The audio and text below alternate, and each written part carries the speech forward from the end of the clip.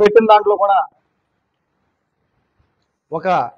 ఒక్కళ్ళు కూడా జనసేన పార్టీ తరపున లేకుండా జనసేన అంతం కామినేని పంతం కింద ఆయన చేయడం జరిగింది. దీన్నంతా కూడా మేము ఖండిస్తా ఉన్నాం. ఇక మహాకూటమిలో జనసేన పార్టీని ఉండనించే విధంగా కైకలూరు నియోజకవర్గంలో పరిస్థితులు లేవు.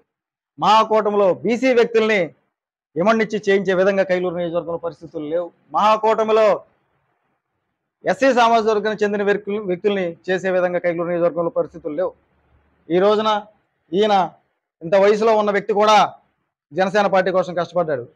ఈయన కష్టపడ్డాడు, ఇంకా చాలామంది కష్టపడ్డారు. ఇక్కడ ఉన్న వాళ్ళు ఉన్నారు, ఇంకా ఇక్కడ ప్రస్తుతం ఇంకా చాలామంది ఉన్నారు, రాని వాళ్ళు కూడా ఉన్నారు. వీళ్ళందరినీ కూడా అవమానించే విధంగా మాట్లాడడం, జనసేన పార్టీ జెండా ఎవరైతే మోసారో, జనసేన పార్టీ కోసం ఎవరైతే కష్టపడ్డారో వాళ్ళని జనసేన పార్టీ కింద లెక్కేయకుండా, జనసేన పార్టీ యొక్క గౌరవాన్ని లేకుండా, జనసేన పార్టీలో ఉన్న కాపులను లెక్క చేయకుండా, జనసేన పార్టీలో ఉన్న బీసీలను లెక్క చేయకుండా, జనసేన పార్టీలో ఉన్న ఎస్సీలను లెక్క చేయకుండా ఈ రోజున ఒంటెద్దు పోకలుగా చేస్తూ అహంకారపూరితంగా చేస్తే ఇంకా భవిష్యత్తులో మమ్మల్ని ఇంకే రకంగా గుర్తిస్తారు. దీనికి మేమందరం కూడా తీవ్ర మనస్తాపానికి చెందాం. ఇది కేవలం ఒక బీసీ వ్యక్తికి చెందిన వ్యక్తిగా ఈ రోజున అదే వేసి తెచ్చాడు, అది తీసుకురా. ఈ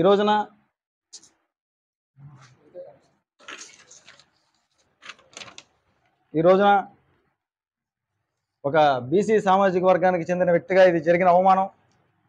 ఖచ్చితంగా మేము ఆత్మాభిమానంతో ఉంటాం.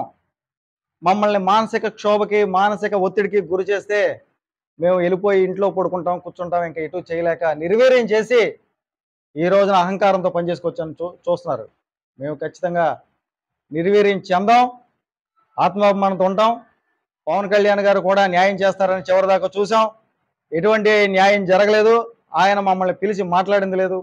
చంద్రబాబు నాయుడు పిలిచి ఈ రోజున మాట్లాడుతున్నాడంటే జనసేన వాళ్ళతో కూడా రేపు భవిష్యత్తులో కూడా జనసేన పార్టీలో ఉండి తెలుగుదేశం పార్టీ అధ్యక్షుడు చంద్రబాబు నాయుడు దగ్గరికి వెళ్ళాలంటే మేము అందులో ఆల్రెడీ పనిచేసిన వాళ్ళు ఉన్నారు, మేము అందరం వెళ్ళాం. ఈ రోజు ఈ కామినేని శ్రీనివాస్ మాట వింటారు కానీ చంద్రబాబు నాయుడు కూడా ఇక జనసేన నిర్వీర్యం చేస్తాడు, ఇక్కడ బీసీలు పట్టించుకోడు. కాబట్టి మేము ఇందులో ఇంకా మేము కొనసాగే పరిస్థితి లేదు. కైకలూరు నియోజకవర్గ జనసేన పార్టీ సమన్వయకర్త పదవికి, ప్రాథమిక సభ్యత్వానికి, క్రియాశీలక సభ్యత్వానికి మీ అందరి సమక్షంలో ఈ రోజున నేను రాజీనామా చేయదలుచుకున్నాను. సంతకం కూడా మీ ఎదురుగానే ఇప్పుడు పెడతాను.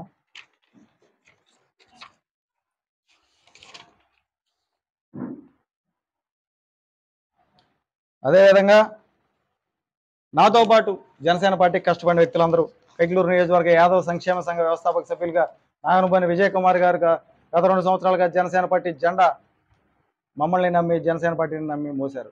ఆయన కూడా ఈ రోజున పార్టీలో ఉండలేమని చెప్తున్నారు. అదేవిధంగా కోట విప్లవ వరప్రసాద్ గారు సీనియర్ నాయకులు, ఎంతో అనుభవం ఉన్న నాయకులు, ఆయన ఇంకా యువకులందరూ, వాసు గారు, ఆయన జనసేన పార్టీ, పవన్ కళ్యాణ్ గారి వీరాభిమాని జనసేన పార్టీతో, గబ్బర్ సింగ్ అనే పేరుతో ప్రసిద్ధి చెందిన మా జనసేన నాయకుడు, అతను కూడా ఈ రోజున ఆవేదన చెందాడు. ఇంకా అనేక మంది ఉన్నారు.